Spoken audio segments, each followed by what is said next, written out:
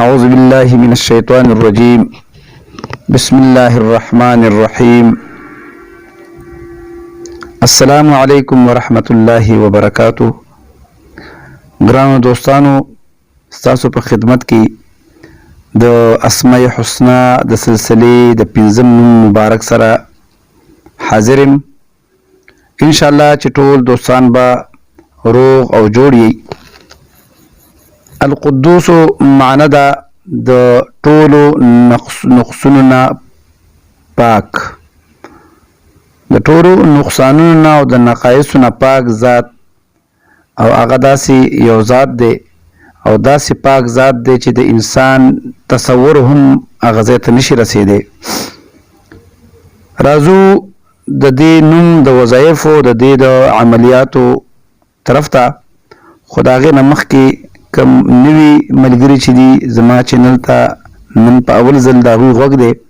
هغو ته درخواست دی چې زما چینل سبسکرایب کړي او زموږ سره اوسي او د خپل بهتر مشورو موږ له د کمنټس په صورت کې راکوي. دوستانو، القدوس معنا چې څنګه تاسو ته ما وویل،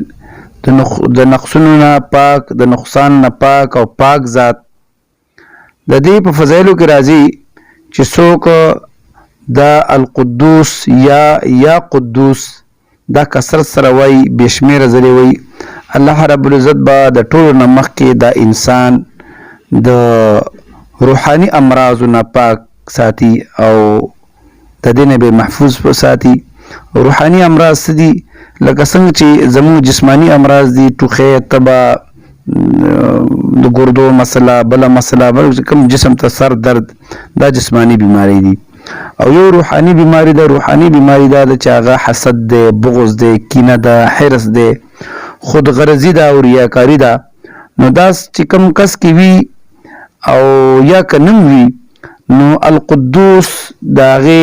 زیات ذکر کوي، نو الله رب العزت به د دې بیماریانو نه محفوظ لري. ځکه چې دا هغه بیماریان دي چې الله رب العزت په قرآن کریم کې د دې نه منع راوستې ده، او واقع که دا امراض په چا کې وي نو دا سبب د جهنم جوړیږي. او دغه رنګې دوستانو، څوک چې دا وظیفه القدوس د ورځې زر ځل وایي، نو الله رب العزت به دا د ناجایز شهوت نه په امان کې ساتي. کته کې داسې څه مسله وي چې یا داسې ځای کې کار کوي چې هغه ځای کې د بدکارۍ یا د ښځو ډېر ریل پیل وي او دا د هغې طرف نه ګناه طرف ته د خطر ډېره وي، نو الله رب العزت به د دغه ناجایز شهوت نه پاک وساتي. او که چاته د دشمن خطر وي او دغه دشمن نه د تیښتې په وخت کې دا القدوس وایي، نو دا به د دشمن نه محفوظ وي. او که د سفر په دوران کې القدوس یا قدوس دا وایي، نو د دې په فضیلت کې بزرگان فرمایي چې دا به ستړی کېږي نه.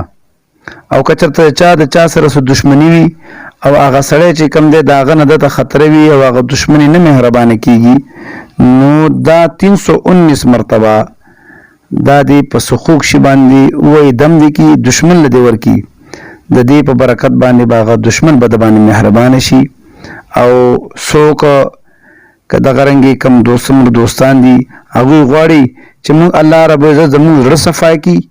او زموږ زړه منور شي او د روحاني امراضو نه پاک شو، نو 170 مرتبه 170 ځل دی دا اسم مبارک روزانه وایي. او دغه رنګې په ځان له ځای کې که چا 40 ورځو پورې روزانه زر ځل دا اسم مبارک وي، په یو ځای باندې به ناست وي او روزانه ځي او مغه یو ځای کې وظایف کوي، نو الله رب العزت به د ده په وجود، د ده په خوله کې او د ده په دماغو کې طاقت پیدا کړي. او دغه رنګې که د شپې څوک زر پیرې وایي،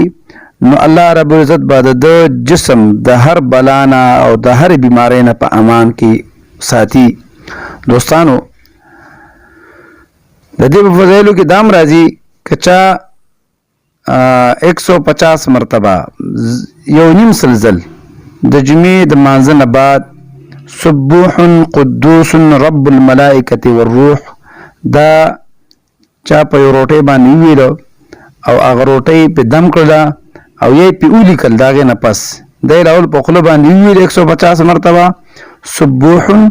قدوس رب الملائکة والروح دا ویل او بیا یو ځل په روټۍ ولیکل او یې په دم کړه الله رب العزت به د ټولو آفتونو نه محفوظ ساتي او بل کمال پکې دا دی چې الله رب العزت به ولا د عبادت توفیق ورکي او دغه رنګې کچا د جمعې د مازن بعد صرف سبوح قدوس دا ویل او یې ځان معمول جوړ کو چې روټۍ په ټوکړه باندې دا په قلم باندې ولیکو الله رب العزت به دا سړی بالکل فرشته صفت کی دا به بالکل د ګناه د کارونو نه او د غلطو کارونو به الله پاک دا ساتي او دا غي نه به د نفرتي دوستانو د بل نوم مبارک سره به ان شاء الله ک جن وفا وکړه بیا به حاضرېږم تر هغه وخت پورې مال اجازه راکړئ د الله پامان